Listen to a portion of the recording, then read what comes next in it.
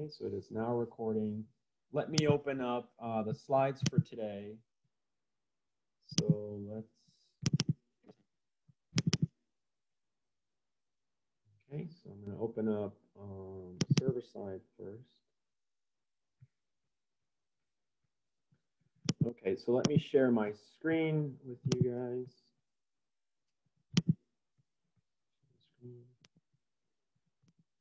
You can see there slides.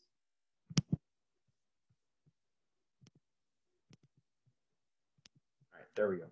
So, you know, as you've seen this semester, we've talked about client-side scripting.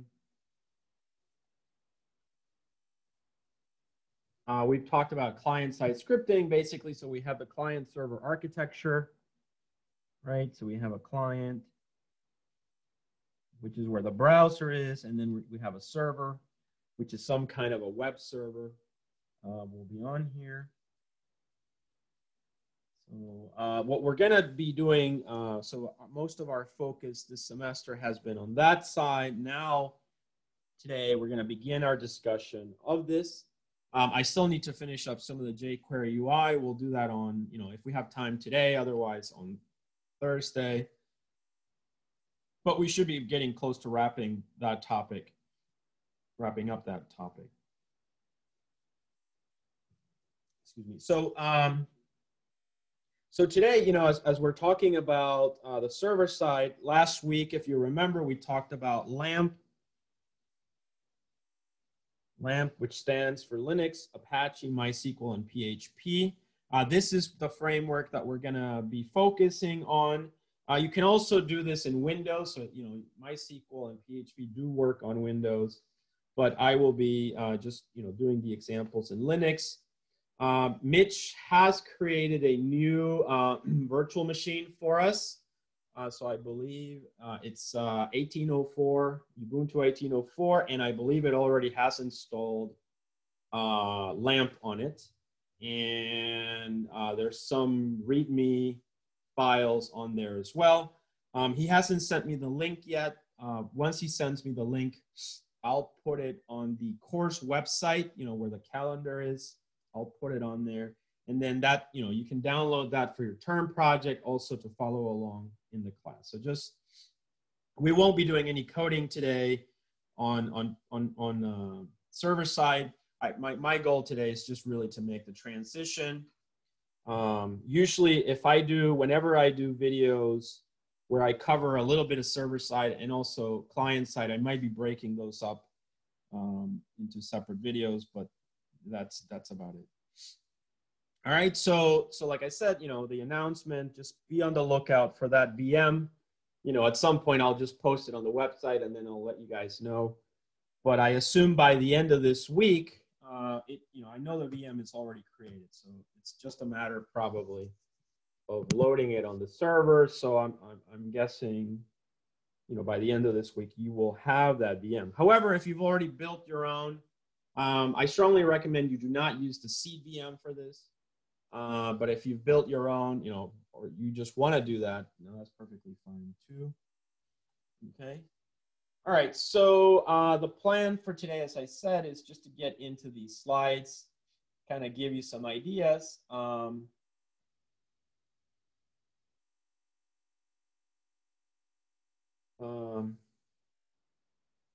Okay.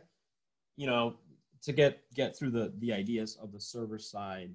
Oops. Server-side scripting. Now, there's a lot of technologies out there, and I'll mention, you know, some of them as well, okay? Some that have been around for a long time, and obviously there's always something new that's coming up, so we'll take a look at all of those. Okay, so what are we going to cover? You know, basically just a discussion of what the server-side scripting is, kind of the ideas behind that. You know, how it's relevant, obviously, to web applications.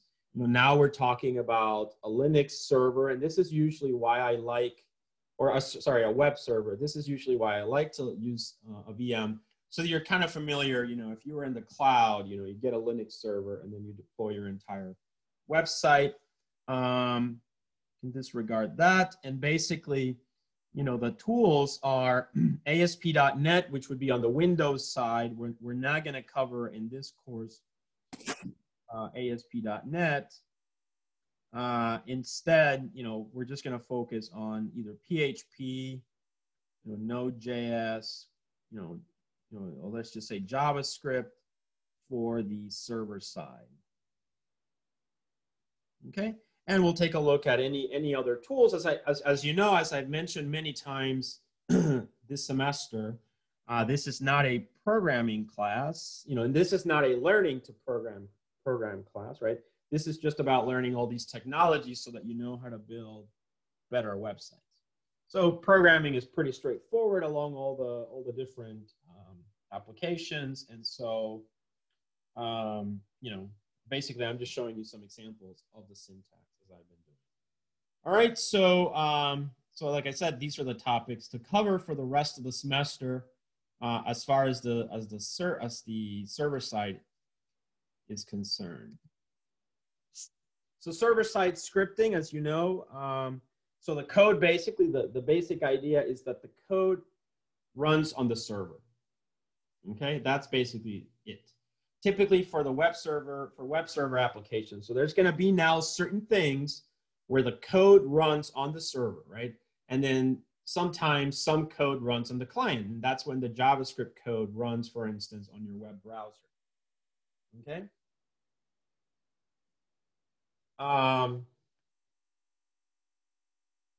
So basically, the idea is processing requests sent from clients such as web browsers, right? So that's going to happen. So now you're going to have across the internet, you know, you have all these web browsers with forms and buttons, and they're going to be making requests that are sent from these clients to the web browser. And then the browser is going to send responses to the client after processing something, right? So that's basically the mechanism that we're going to explore. And we're going to be talking a little bit about that, but this is a central idea of requests and responses, okay?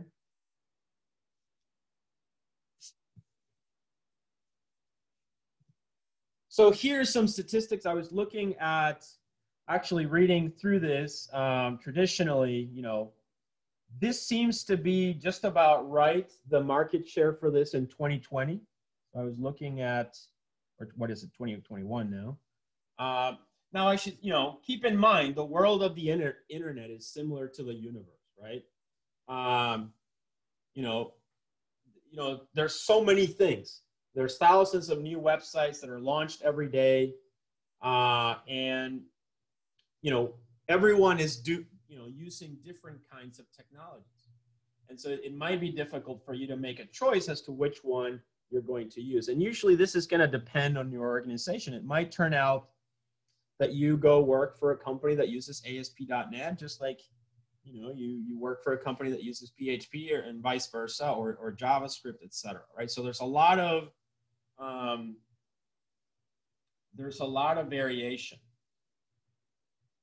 But PHP in general, if you want to ask yourself, what is the main advantage of PHP? So PHP is known to be one of the most frequently used programming languages for server side. Somewhere around 80% or more. This varies, of course. Websites will be built with PHP. Okay, so keep in mind though that the language does evolve quite a bit, right? So some things become deprecated, and then versions change over time.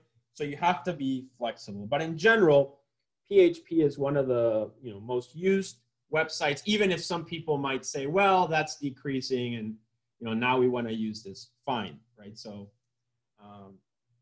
but it is still pretty important. So we'll take a look at it. All right. It's a good language, obviously, if it's used by many people. So that's an important statistic there. Okay. So you can, my recommendation to you guys is go online. You should always go online and kind of look up you know, what are these statistics? I haven't been able to find for 2021 a little graph like this, but I was reading, and it's still pretty widely used. Okay. All right. So according to a statistic by W3 Techs, yeah, in 20. Oh, I found actually I found what I was looking for. So according to the March 2021 W3 Techs, which is this exact same company, you can look it up at w3techs.com, and then just, you know, programming languages. PHP is used 79.2% of all websites whose server-side programming language is known. Okay, after that follows ASP.NET. JavaScript has a smaller, but a lot of people consider it important, so we'll take a look at it as well. All right. Anyway, so that's just some. So again, so this number still pretty, you know, solid. Professor? Yeah, go ahead. Just real quick, can I share two links? I'm not sure if you've heard of them, TILD and PYPL. It is the, since you're talking about like the current programming languages, it actually lists all the current languages according to ratings and like popularity. Okay. I'll just post them on the chat just for anyone. Let me take a look at the chat then. Put them, please. That is the first one. The other one is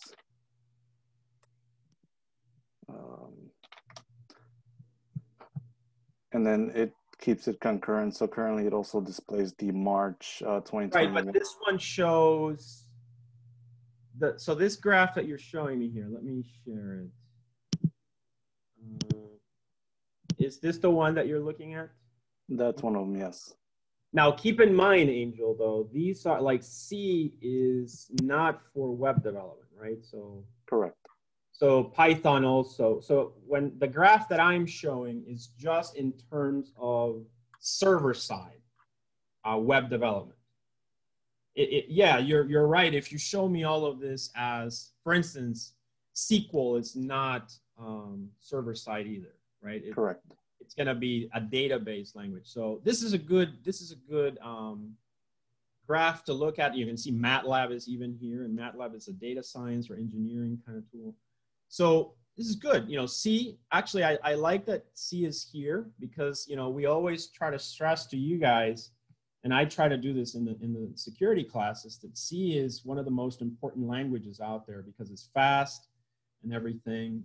Java, you know, that I know that's an important one, although we're not there. We have a class in Java, software assurance, and I know the OS class covers that. Python, of course, you guys know I cover this quite a bit. I love Python. C++, but these languages are not actually like C and C++, even Python. They're not very, you know, they're not for server side. Now on this end, yeah, JavaScript, again, this would include client side. So even here though, if you take out a lot of these, you can see PHP is actually pretty well highly regarded. So that's a good one. And then you sent another link, you said? Yes, so one is through popularity index, or it's the PYPL, and then TL. I forget, there's two different distinctions between them, but just wanted to mention that. Yeah, no, I clicked on the other one just now. I think you guys are seeing it. It didn't open. Oh, there it is. Let's see this one. So let's take a look. So this is the rankings that you sent me, right? Correct. So again, you know, Python, you know, this is why Python is more and more making its way into a lot of our classes. Like, you know, even the seed labs, I've noticed they've adopted Python significantly. You know, all of our data science courses that I recommend you guys take a look at for the concentration are mostly Python based. And then, yeah, Java is important for sure. And then JavaScript, but again, remember this includes client side, and then C, C++, those are not for web development, and then PHP is 6. So yeah, so actually, these are good because we can see that out of all the languages is still pretty important. And then out of the web development ones, it's even more important. So let me see if I can actually bring that one up. So this is the one I found. W3 text.com. I always like to do this just because, as you know, everything just changes so much in this field. But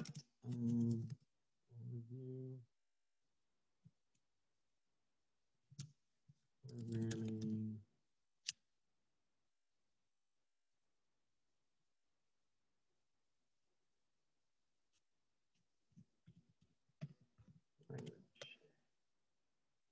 All right, so you can see, hopefully, this is the usage statistics of server-side programming languages, okay?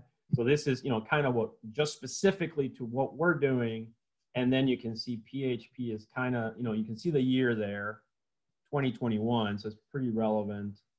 And then, the languages, PHP, JavaScript somewhere in there. Python, look, So I don't think we'll have time to look at Python for server side, but certainly PHP is quite dominant, as you can see. So pretty good statistics. All right, thank you, Angel. All right, so let's go ahead and go back to the slides. All right, so we've seen, the importance of PHP. But like I said, my intention is always to show you just a few other things to take a look at. So we will look, JavaScript, Node.js, a little bit of it.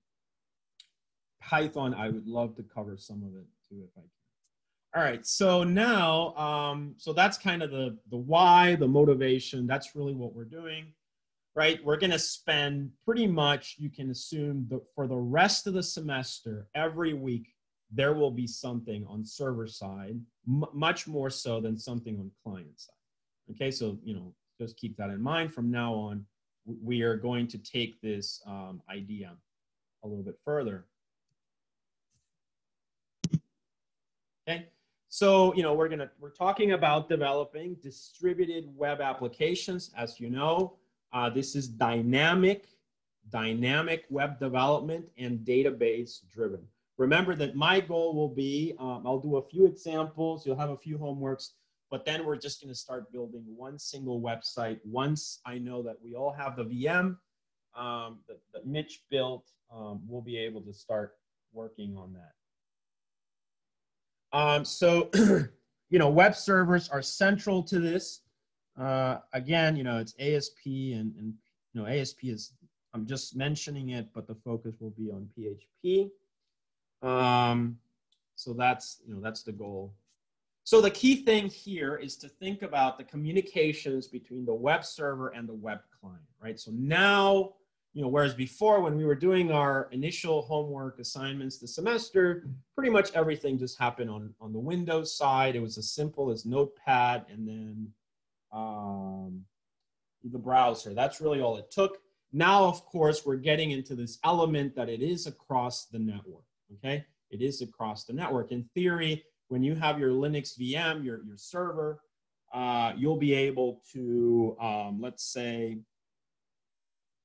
you'll be able to, from your physical machine, connect to the VM on VMware, right? So you'll be able to, they'll be networked in a sense. So you really now have this idea of two computers, although obviously you can always, you guys know, you can always do local host, and from the web browser or the VM, you can access the server itself. So we will be working just on the VM, on the Linux Ubuntu, but keep in mind, it is now technically a distributed approach of network computers. Really, our database could be in Arizona, at GoDaddy data centers, and then our logic information, our PHP could be in Chicago, and then the user could be in Miami, doing, opening a browser, right? So it's all distributed, and that's just, the basics of it, right? So everything is now, whenever you define the database, you define it by IP address, the connection that you're going to make. We're going to look at all that. And that's why also, again, I remind you, we're going to start looking more and more at MVC and model view control, which is how I'm going to develop the code going forward. So the basic architecture, you have Joe's hardware, right? So that's your server out there on the internet. And then you have your client, you have your client side. Sometimes when I do examples, I have a server in the cloud somewhere. And so I'm just going to have a database there, right? And I might give you, I might connect to it, and then I'm going to ask you guys to kind of replicate that on your own. But the idea is that now I can have distributed tools, and there's a lot of tools out there to do this kind of development. If you're hosting things in the cloud does provide something called cPanel, which is really nice. And then there's also PHP MyAdmin for the database side. So those are all great tools for our web development going forward. Now, if you haven't ever thought about PHP MyAdmin, definitely last week I pointed out a document that I posted. You want to take a look at that document, just read through it, and so you can get a better feel for what it is.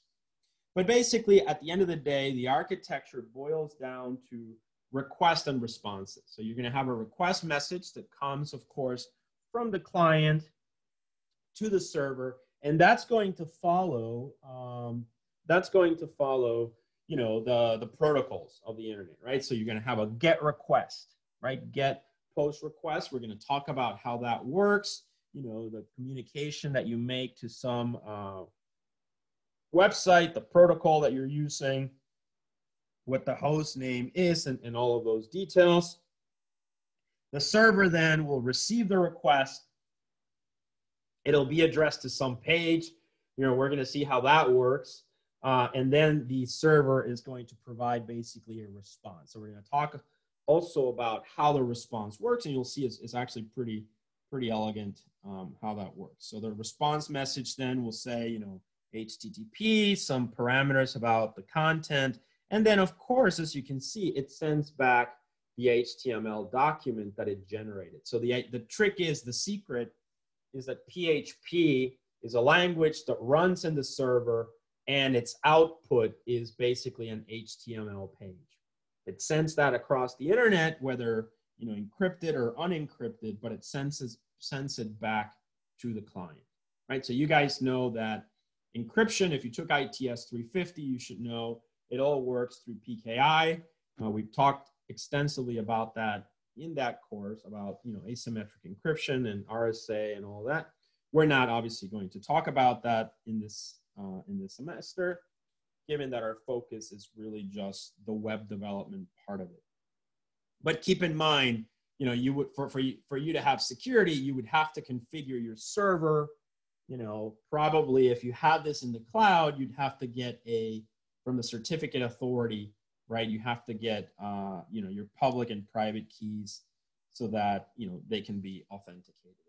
But those are topics for 350, so that's not something that we're going to cover this semester.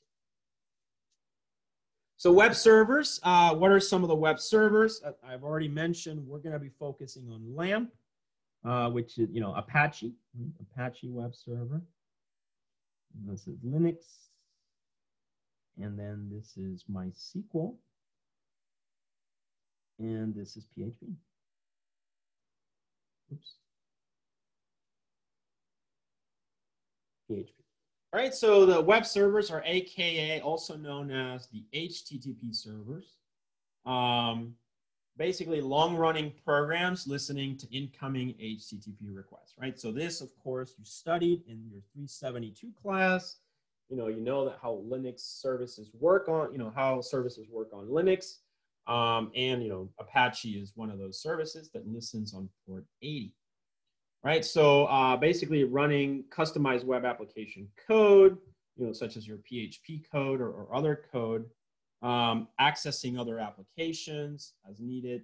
The most commonly ones are Apache, open source, right? So if you remember from 372, Apache is really what made Linux quite useful, right? It's open source, it's free. On the Windows side, Windows Server, there's IIS, right? So You know, and you can, again, you can take a look at all of these. I'm not going to look at those today as far as market share, but you can be assured that, you know, Linux is, you know, highly used in the cloud, etc. So that's also important. Okay.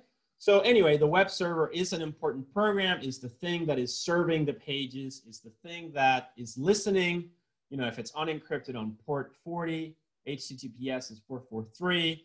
And basically when you make your connections to the server, you make them to those ports. Program listens, you know, it processes the request, and then it's going to run the pages, the files, the PHP files, etc. And from there, it's going to provide the necessary responses, okay? The necessary responses. All right, and as you can see, you know, it's a pretty short set of slides. I really just wanted to give you kind of an intro to this idea of, you know, our transition to server-side scripting. Okay, that basically was the discussion on client-side architecture, okay? The next thing I'm going to talk about briefly is just the idea of tiers and, you know, how that works, the architecture basically. So let's take a look at that briefly. I'm going to share a new set of slides. But remember, all of these slides are on your website or on the Brightspace environment, so you can always just follow along. So this is the application architecture. So let me go ahead and share that.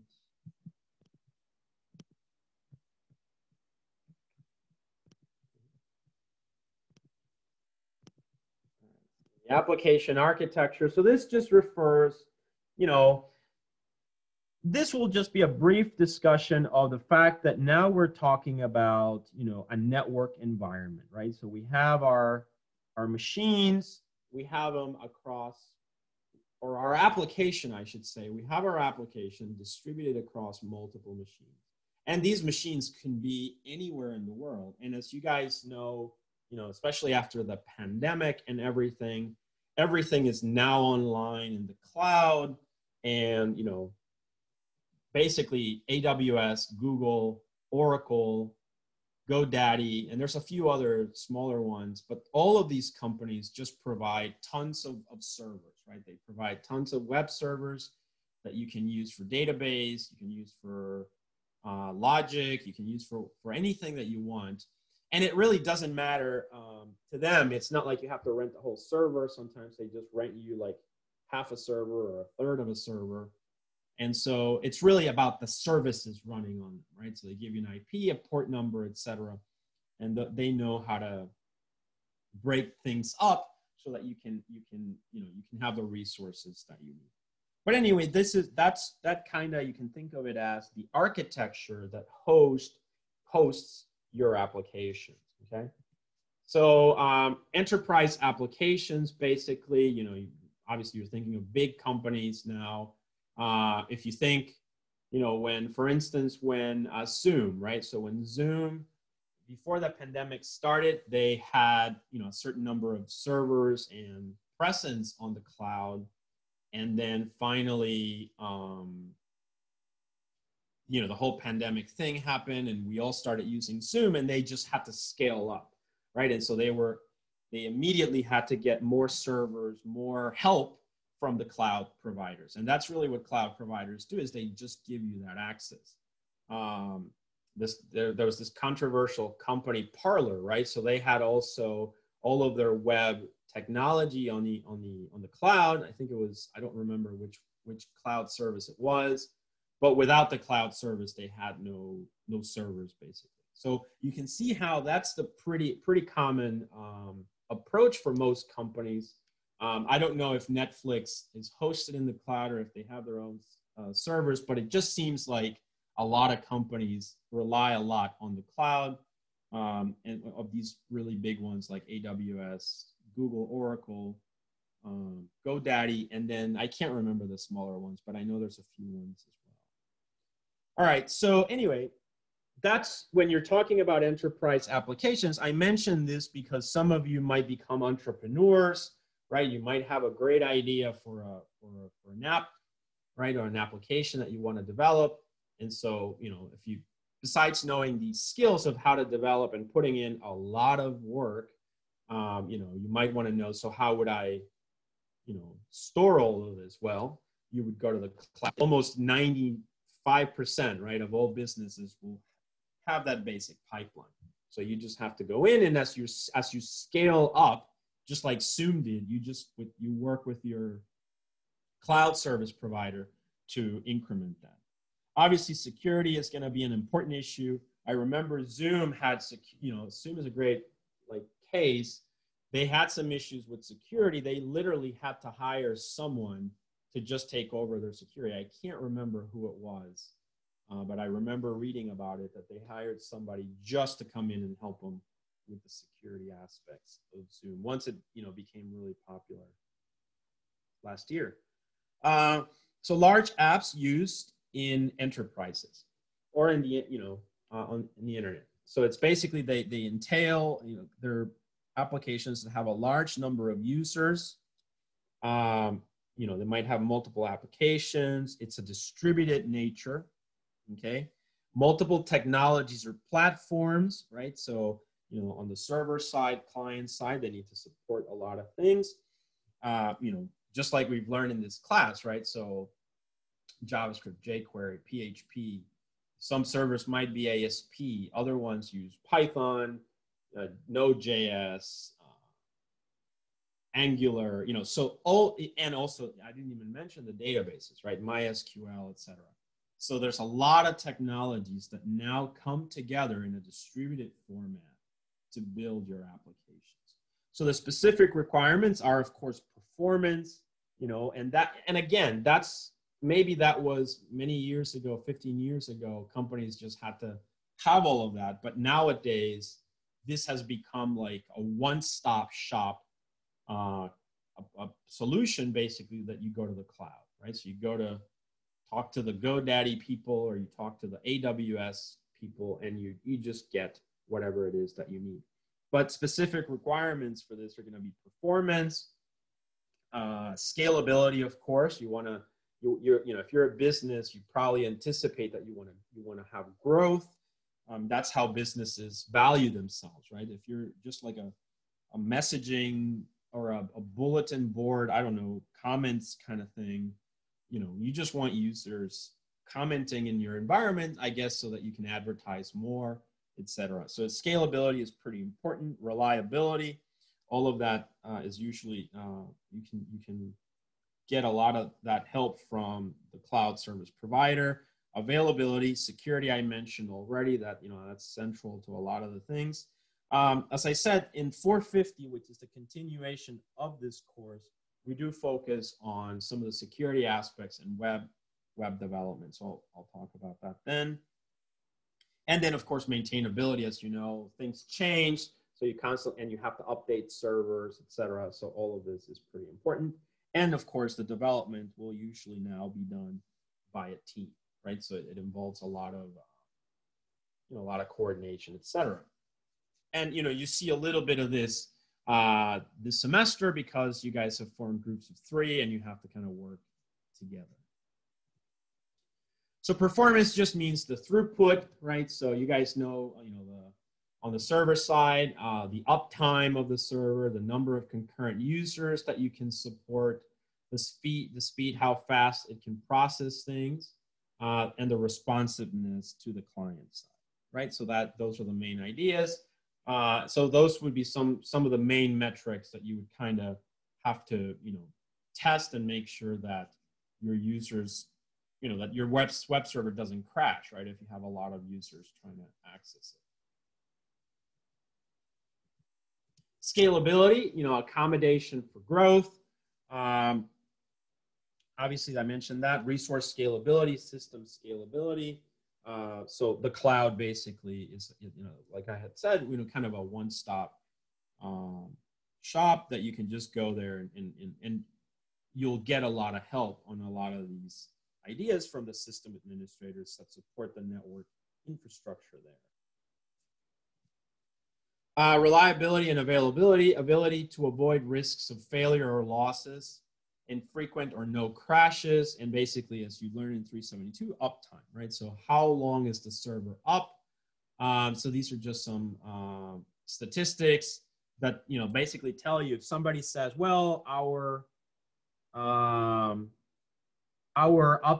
is, you know, something like this, right? It translates in the number of minutes down per year, right? If you're an e-commerce site with a lot of business, you really can't afford for your servers to be down. Or if you're something that where people are going there looking at things and you're advertising, right? So again, you want your advertisements to get to your customers. So there's also data loss protection, you know, transactions. This is pretty important. I'm sure when you learn about databases, for instance, you've learned of the mechanisms for making sure that when you make a query, when you make an update to a database, that there's a confirmation that the database has actually done it, or that you can reverse back if something goes wrong. Okay, so these are also important aspects to consider now that we're getting, obviously because we're introducing the network into this, so it's a little bit more complicated. Security, you know, I'm not gonna talk too much about it, given that, you know, basically 450 and 350 address a lot of this. And so in those courses, you know, you kind of have to think of everything together, but I will mention, of course, authentication is pretty important. I will do a login. We will explore how to do a login this semester, how that works with the database. Authorization, of course, to give permissions and roles for the users. And then, of course, a secure channel of transmission, that's encryption, and that is addressed in ITS 350 and also again in 450. Okay, and secured code development, those are the secure web development practices. You know, how do I code securely for MySQL, for JavaScript, etc. All of that, again, is covered in 450, so we don't have to worry about that here. But just be aware those are all important issues. Maintainability, which is basically the ease with which a software system or component can be modified to correct faults, improve performance, and other attributes, and basically adapt to the changed environment. So this is just a definition from the IEEE. But, you know, as you know, maintainability, things change. So just like everything else, you want easy to fix bugs, adding new features, easy to test. So testing is a very important component of of development of web applications. And so that's part of it as well. So as you know, various technologies and integration, you know, this topic is actually so big that you guys take several classes, as you know, to kind of see all sides. So in this class, it's just one of several, right? So various technologies, and there's the component of integration, right? So you have to integrate things. The support for various technologies, the various platforms, you know, Windows, Linux, etc. Multiple languages, as you know. You know, there's a lot of things going on. Libraries, of course, as well. You know, not just jQuery, but you might have specific things, like if you do data science on your web app, you know, maybe you have a language translation or some kind of thing like that. Well, you're going to have to, you know, bring in multiple languages to help you out, and more libraries even. You know, application integration, actually one of our courses after this class, after, you know, when you take 450, you can also take 462, which is the application integration class. This class, 462, actually covers several very important topics, XML. Another one is Ajax. So it'll show you about Ajax and everything. So 462 certainly something to look forward to later. Okay. Distributed environment, as you know, on different machines, on different platforms. So, you know, it has to work on multiple browsers. You know, what if I'm on a Mac, on a Linux, on Windows? What if I'm on an iPhone and Android? So a lot of that, you know, adds complexity to this. You have to test for all those browsers, all those devices, okay? And then, of course, how you distribute the data into different servers. And it's, of course, you know, the nature of it being distributed means that it's through the network. So basically through local, you know, host names or IP addresses are going to be required for all of this to work. You know, challenges, data transaction loss. So certainly that's a big one. So you want to have responsiveness, reliability, etc. Right? So, you know, we have issues sometimes, like in 450, we do an e-commerce site. So in 450, we do an e-commerce site. But for processing payments, processing credit cards, etc., we're going to use what is called a payment processing authority. So I think in the past we've used authorized.net. There's several others. And authorized.net is its own service in the web. So your e-commerce basically needs to securely take credit card information, but send it to authorized.net via curl. Curl is, you know, CURL. So it's a technology that we use for data communication. All right, so all of this, if it's network, it's a distributed environment, you know, it's gotta be reliable, very responsive, etc. I know in the past I've had students that were doing their demo of their e-commerce site and something happened to authorized.net, and obviously if authorized.net goes down, you know, the e-commerce cannot finish the transaction. But don't worry about that. We don't have to worry about this semester, but just, you know, FYI, that's in the future. So an architecture is, you know, the fundamental organization of a system embodied in its components and their relationship to each other and the environment, and basically the principles governing its design and evolution. An enterprise architecture is a conceptual tool that assists organizations with the understanding of their own structure and the way they work. It provides a map of the enterprise and is a route planner for business and technology change. So, you know, again, we just continue talking about this architecture. For us, our architecture is going to be very simple, just a client and a server, right? But keep in mind, this can be a lot more distributed. All right, so that's architecture. Now, tiers, this is the last part of these slides. I do want to mention this just briefly. So there's this concept of tiers, and, you know, there can be 1, 2, 3 more N tiers, basically. So one tier is just it's an architecture model. It's the simplest one. It's a single tier on single user, and is the equivalent of running an application on a personal computer. So in theory, when you guys will be using LAMP this semester, right, in your 1804 Ubuntu, you'll see that you're doing tier 1. Basically, your Linux is there, right? And Apache, the web server, is running on that same machine. The database is running on that same machine.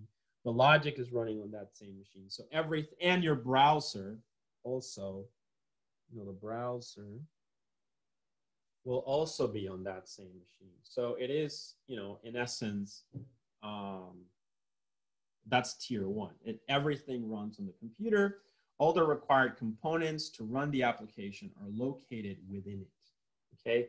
That's the user interface, business logic, data storage, are all located on the same machine. They are the easiest to assign, but the least scalable, obviously. So this is, for our course, for our simple 362, this is perfect. Obviously, anything beyond that, obviously, if you're deploying this in the cloud, that wouldn't work. The 2-tier architecture supplies a basic network between a client and a server. For example, the basic model is a 2-tier architecture is, you know, here you can see a web browser makes a request to a web server, okay? Which then processes the request and returns the required response. So this, you know, you might assume the browser, you open it. So let's say, for instance, in your VM environment, you know, you have the Linux VM, right? And then you have the physical machine, your Windows, let's say. You're probably all running on Windows. So then you open the browser on the physical machine, but you can access the web server where everything is. So that's a basic client server architecture in a sense. And then here, so a web browser makes a request from a web server, and the web server then processes the request and returns the desired response, which in this case will be the HTML, the web pages, basically. The three-tier architecture is most commonly used to build web applications. In this model, the browser acts like a client. Then you have the middleware or an application server, which contains the business logic. The business logic here, we're just going to say is the PHP code, right? Usually the PHP is going to be the, I always call PHP like the skeleton that holds everything else together, right? So, and you'll see how we'll do that, where actually we always call the PHP file, and then the PHP file builds everything else. Okay, so it's usually referred to as the business logic. And then also, you also have the database servers. So database servers, which handle, you know, data, of course. So you can think of that as maybe two servers and a client. So you have a client with a browser. You have a server that handles the logic, the PHP, and then you have another server where you can have your databases running, basically. So that's, you know, that's the idea of tiers, just kind of separate things out. So here's the example, one tier, you know, the browser, files, you know, data, etc. They're all in the same one machine. Second tier, this one, you know, you have the client side, you know, and this would, you know, I should say also the PHP would be here, right? The logic. So and this, again, you know, once we start looking at this, MVC kind of starts to make its appearance. If you remember, MVC is nothing more than, it's more like, it's nothing technical. It's just like an organizational approach, right? So all that MVC means is that you're going to break up all of your web application into a lot of files of different objectives. So model, MVC stands for model view control. So control is the logic, the C part, right? And then the model is the data.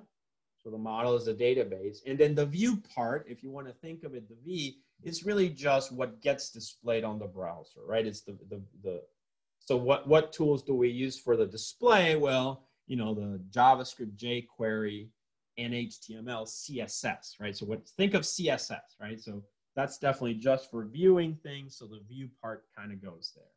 Okay, and so we're going to start, as we think about tiers, we're also going to start thinking about breaking up our files into these logical things. So what I'm saying is, if I just have things that have to do with the presentation, client-side things, then that's HTML, CSS, jQuery, JavaScript. Okay, I'm going to keep that on. That's separate files that I want to have, and just with that content, and they're going to, because they have to do with view. They also make programming a lot easier, much more efficient, you know, shorter, smaller files, right? So you don't want to have a gigantic spaghetti file. You want to have tiny little files that can be easily changed and replaced. Obviously, the M is really just SQL, right? So the SQL database, plus some of the queries. That's why we use like stored procedures, etc., so that the code doesn't necessarily have to be in the files. You can just, even that can be in the database. Obviously, you guys take a lot of courses related to databases, so that's, you know, that's not a problem. And then the PHP, which is kind of the new part, that's going to be the logic that we implement. And I always think of PHP, as I said, is the skeleton that puts everything together. But, you know, talking about tiers kind of helps us to start thinking in terms of MVC. And then you'll see me when we start doing examples, how we can structure our files like that. All right, and then we have the three-tier. So the three-tier architecture. This is the more classic one. Again, you have, you know, database, business logic tier, and the client tier. So this is, again, MVC once again makes an appearance here. So model, control, and view, right? So you can think of it that way. Clients, computers, which basically just have the browsers. The business logic is usually, you know, it could be its own server running the PHP code, and then that PHP code makes connections possibly to a database somewhere else in the cloud somewhere. And that's going to be, you know, your database servers as well. Each one of these servers, remember, has an IP address, etc., so that we can contact it. Obviously, it's going to, you know, it's the databases have credentials, login, and passwords, and so on. And remember that the communication, for it to be secure across the network, should be encrypted. All right, so this is just another example of the three-tier. So you can think of, again, once again, model, control, and view, right? So you can see the presentation tier or the view tier. The topmost level of the application is the user interface. The main function of the interface is to translate tasks and results to something the user can understand. This is usually where things like HCI, you know, human-computer interaction come in. This is something that, you know, that's more of artistic, so not really covered in this class so much, but it is important, certainly, to be able to do that really well. There's the logic tier, of course. This layer coordinates, and that's very true. You'll see that, as I call it, the skeleton. It is really the thing that coordinates the application. It processes commands, makes logical decisions and evaluations, and performs the calculations, right? So it's going to be all that code.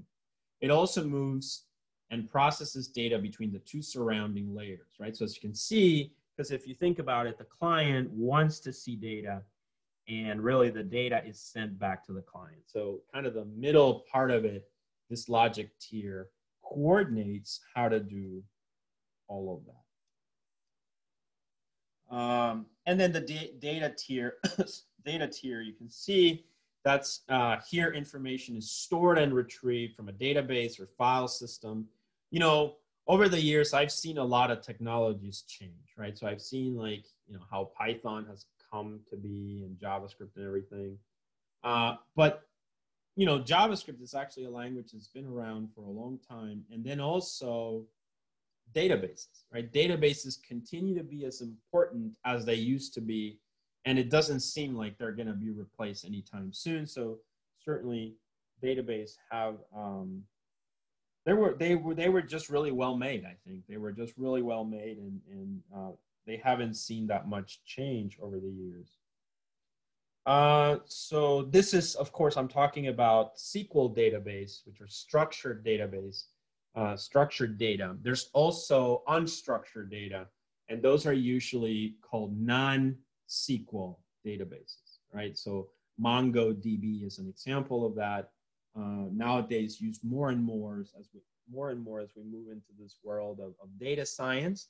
I believe in your database courses, that's actually you'll see that at some point. But for this class, we're really only talking about structured databases and, you know, things related to SQL.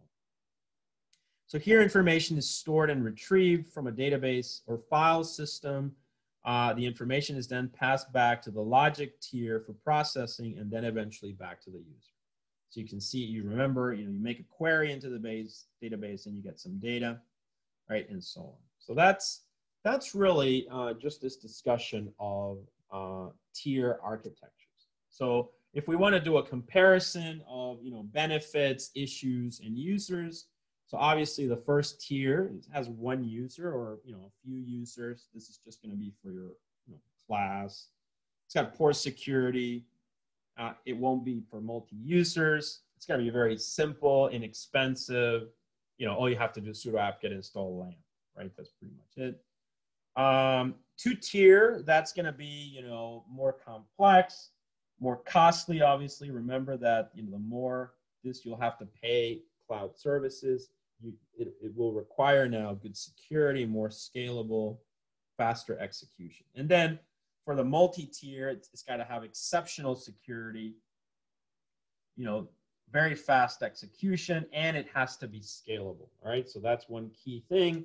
And like I said, you don't have to be, this is a sysadmin kind of a thing, so you have to really work with, nowadays, basically with your cloud service providers. But of course, that involves, cost. So,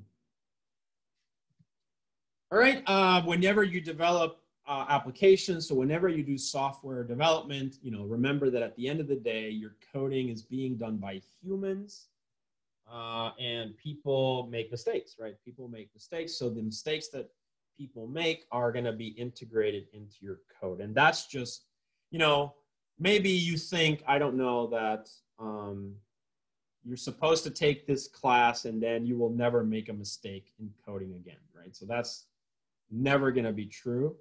You kind of just have to accept that as a person, you'll make mistakes.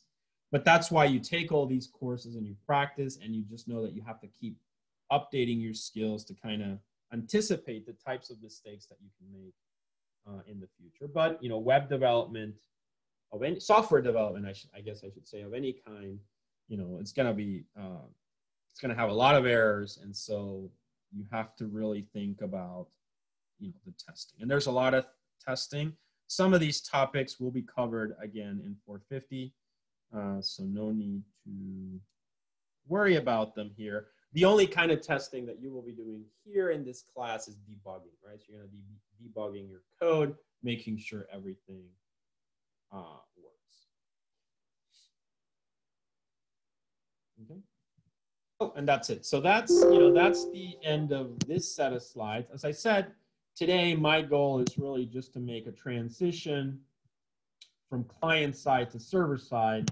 So I need to give you a little bit of background on these technologies, right? So we've talked today already about server side. We talked about architectures, right? And that's really it, right? So just talking in general about those things.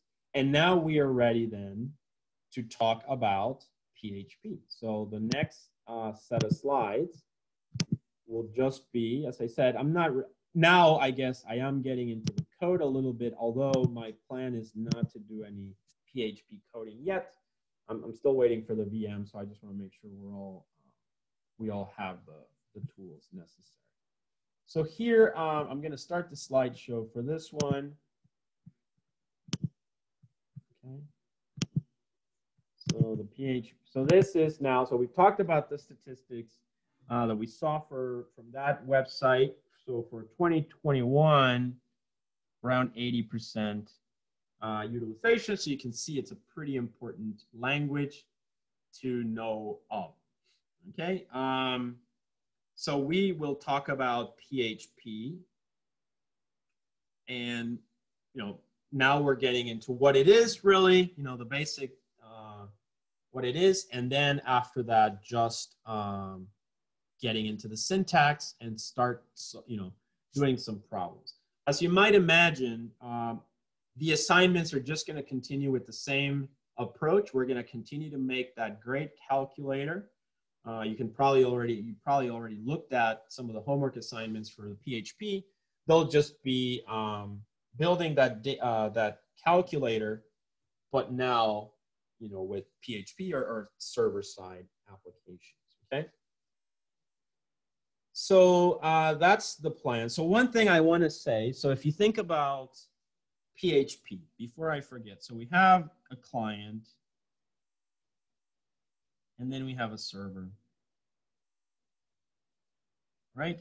and this is the internet somewhere, right? And so what's going to happen is that, you know, the client opens the browser over here, opens the browser, and it'll go to a domain, right? So the host name, that host name needs to be resolved via DNS.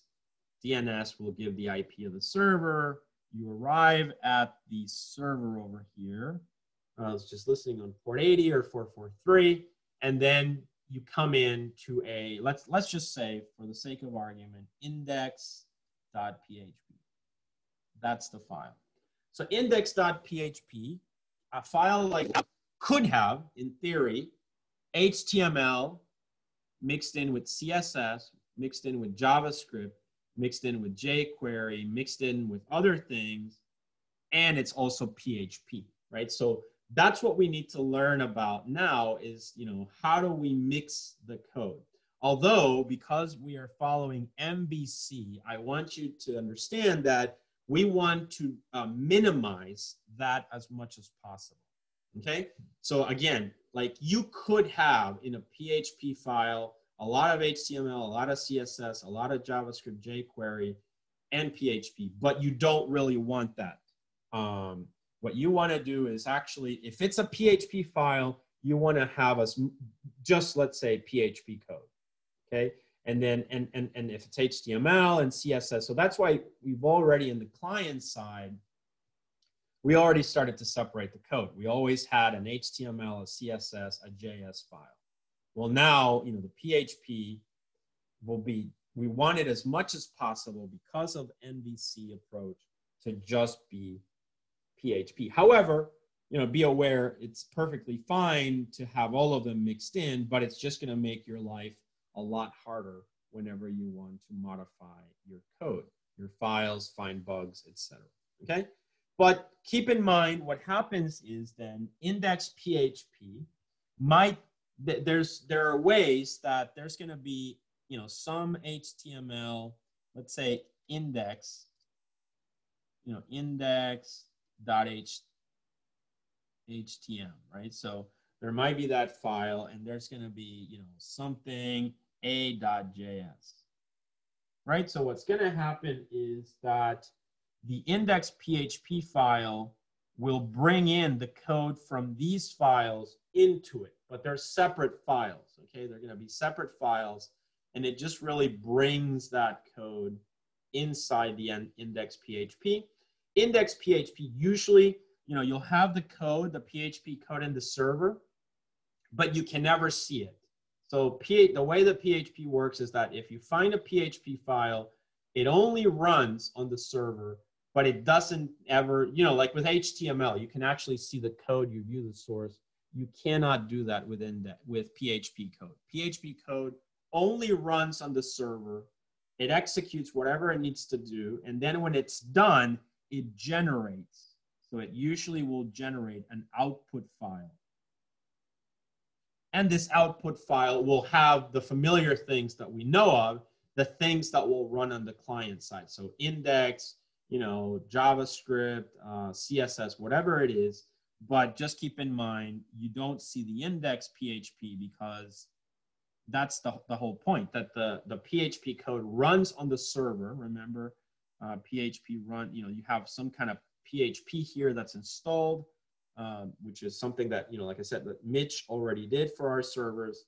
And then once you run the index PHP, you get the output, and then the output is what gets sent across the internet to the client. And then the client will run that file on the client side, right? So, you know, and that's just exactly what we've done so far. What you understand, that's not going to change at all. All right, so that's the idea. So PHP historically stood for Hypertext Preprocessor, right? So it comes from that. It's a language well integrated with web and HTML, okay? Looks like many C family languages, but there are many differences. But, you know, the programming structure, that's what's so great about, what I love about programming is that, you know, you learn program in one language, it's pretty much the same in other languages. You just have to adapt to the syntax of it. Okay, and that's really those are some of the things that we're going to explore this week. So remember, this week, today, I'm starting to think that I'm just going to finish these slides today. And then on Thursday, then we're going to finish up the client side jQuery UI examples that you need for your homework. And then hopefully the VM will also be available by Thursday, so you guys can have them ready by next Tuesday. And then next Tuesday we would start developing or coding, right? So we'll do some server-side coding. So that should be the most likely what's going to happen. But you're probably curious about the syntax and everything, so we'll start talking about that today. So you can see it looks like many C family languages. It's an open source, which is so great. Part of LAMP, I already mentioned that a couple of times. And you can use it in Windows. So, I know that's pretty easy to do as well. However, our focus will be just on Linux in this semester. Okay. So here it is. All right, so here is basically how it looks. So it really just takes the top part. If you look here, grab a pen. It's this line. This one line is the entirety of what you need. So just like the best analogy I can give you is just like in an HTML page, you need to write script, right? And then you write your jQuery code here, right? So that's been the procedure that we have been following this semester. You just type that in there. Well, with PHP, it's kind of then you'll have a PHP file, right? So I have a dot index again, index.php, my file there, and then now what I'm going to do is, I have this approach, right? So I can write something like PHP and then that. And it's the equivalent thing of this, right? So the equivalent thing of that is basically what I just wrote. And then now your PHP code, will go here, right? So this is your PHP code goes in there. And that's pretty much it, So whereas before we were using Notepad++, I'll just grab an editor, whichever one, so Nano or gedit. I strongly recommend that you guys, once again, go online, find an editor of your choice, for Linux and PHP. That's always students' preference, so figure out whichever one you prefer. I'll basically you just use like a standard text editor, and then we'll talk about how to debug and everything on that environment. Okay, but obviously that every student has a preference on how they like to do things, so I leave that part to you. So PHP is basically this approach. It looks like in ASP.NET. For those of you that may have already taken a look at that one, similar to how they do it with the percentages, right? So your code really just goes in there. You can have this in same files or separate files. So that's what, part of what we're going to look at this semester. So you'll see me in the beginning, probably because the applications that we're trying to make are pretty tiny. So I'll be mixing a lot of code together, most likely in the beginning. But as we start making things a lot more complex, you'll see me starting to separate the files using this idea of MVC. I've talked quite a bit about client server. Now, keep in mind, this still works in terms of get and post requests, right? So PHP is really based on that. And you're actually going to be using something called the get and post arrays. Okay, so these are pretty important, and they translate. Basically, if somebody makes a get request, then the PHP file will receive the data in a get request. If somebody makes a post request, the PHP file on the server will receive the data in a post array. And then you can just get the data out of there. So you probably are familiar with this, hopefully from 110. You might remember that you had a form, and then you had an action, and the action said, go to this website. And then the method, you had to specify it should be a get or a post. We'll do some examples, though. Don't worry about that. If you don't remember, we'll do some examples of just that, actually, some exercises next week where we have, you know, some kind of a form, and then we're going to make the connections to a PHP file. And then once you get your data, your responses, you know, you can echo out the data. I usually like to use echo a lot for debugging. So that's just, you know, a habit I have.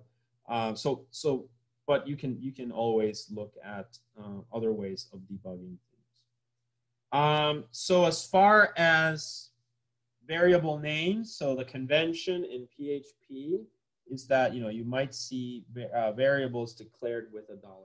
So these are the kinds of things we just have to start to get used to them. We'll take a look at some of the updates also that, you know, PHP has currently, you know, it's always evolving, and there's a few things that will be deprecated as well. So you just have, you know, like I said, it's a universe, right? It's a world. So you kind of just have to get used to the whole evolution of your code environments. Okay. All right. Few other things. So variables and constants. So PHP is case sensitive, similar to JavaScript. Variable declaration, also like JavaScript, no data type associated. You know, Python is like that. I actually like languages that are like that. So no, you know, it just makes your life easier, right? So no data type is necessary, like JavaScript. So some of the examples we will start working on will be like this, right? So you can see here, you create a variable name, and then you just give it the value, John. If you want to declare constants, this is actually something that is actually quite used it has an application in web development, and that's to create a name and a value. You define them. So for instance, when we make database connections, right, we'll just say something like my database connection, and then we provide here the value. So that way, whenever we want to reference something related to the database, we don't have to worry about what it is. We just call the constant that is available. Other things that you can do is, you know, certainly like fix values like a tax rate, you know, so you can do tax rate and then the value of it, and then you just echo out the value. Notice the semicolon, so that's another little thing that we'll start to look at. And as I said, don't worry about these memorizing any of this. This is just to give you an idea right now of how PHP syntax works, and then later on, next week, we will certainly start practicing a lot more of this. Strings, strings are central to PHP also. Web development, uses a lot of strings. So we can either use single or double quotation marks. Just make sure that you're consistent. As you've seen, sometimes you need single quotes in something, but that's a string, so then you're going to be mixing them a little bit. The concatenation symbol is a period, not the standard plus sign that we've used, for instance, in JavaScript. So it's going to be something like this. So you do variable, $name, and then if we want to concatenate this, it's going to be John dot, that's the concatenation symbol, maybe a space in between them, dot again, and then do. And that would give us John space do. So keep in mind that the concatenation symbol is the period.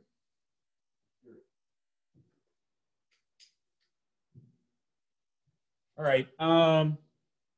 You can also do things like including a variable name within quotes. So here we want to echo out something.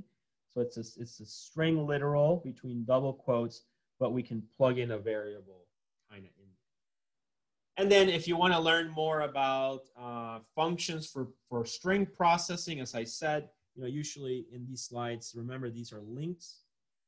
So you can go ahead, click on the link, and just take a look at more functions for string processing or manipulation. But keep in mind, it's always going to be the things that you have available in all languages, right? So nowadays, what happens a lot is that a language is developed, then another one is developed that looks, kind of great, and then the other language just says, well, we can also implement that. So, nowadays you're finding a lot of functionality being added into other languages. That's kind of what happened with JavaScript lately, right? That was updated for all of that. All right, let's see where we are. Control structures. That's just the the standard. You have, again, all the constructs that you have in other programming languages, you pretty much have here, right? So you have selection, you'll have for conditional structures. So you have the if else, else if, you have the switch, right? As most languages do have. And then, there's the conditional structures, there's the iterative structures. So in this case, or repetition structures. So while, do while, for each, right? We'll see examples of a lot of these in class, but just be aware that's available.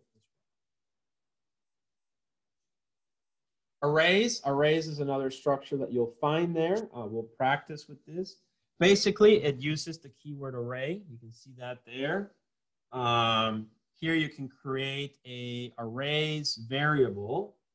It's an array, and then you can see here we can initialize it with some values, A, B, C, D, F.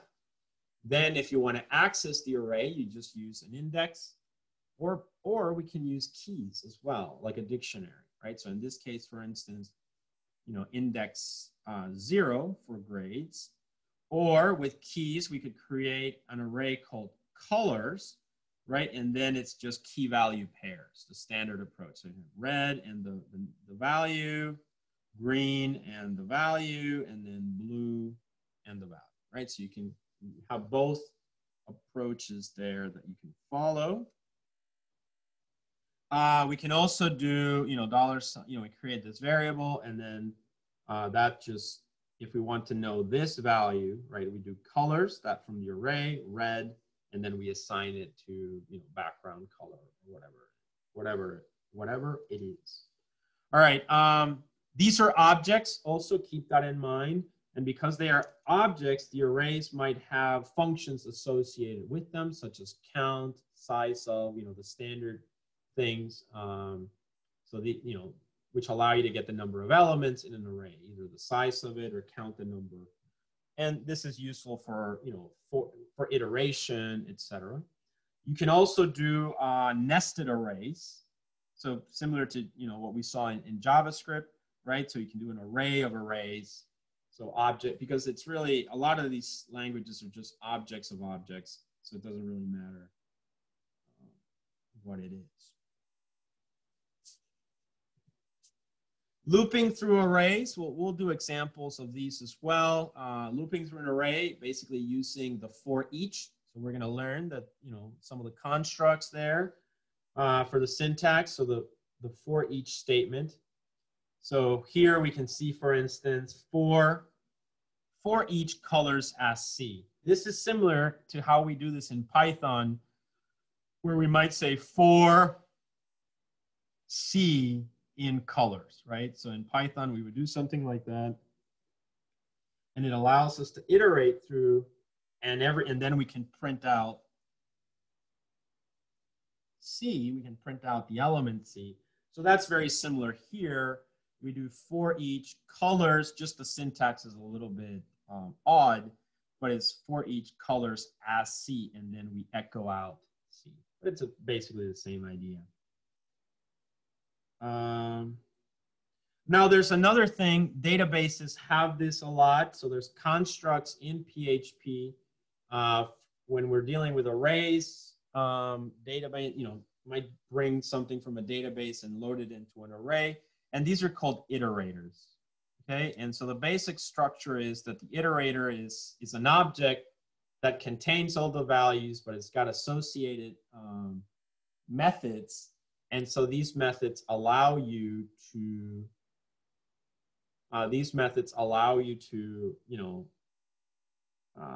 be more efficient in your iteration, if you will. So here, for instance, notice $iterator, we create the iterator.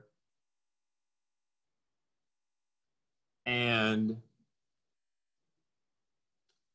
it's a new array iterator element made up of colors, which is the array that we created previously. And then after that, once we can basically do a while loop and say while iterator is valid, which means we haven't finished iterating. So then we can echo out the first element iterator key and then say, okay, now move to the next one. So iterator next. And it's kind of a, I would say, almost convoluted way of doing things, but we'll see examples where we might take this approach to coding our iteration. Okay. So that's arrays. Another construct that you have available in PHP is going to be functions. Again, much like JavaScript, you're going to be using the keyword function. Okay. There's no data type associated like you do in other languages like C. You don't need to have a return type or a parameter type.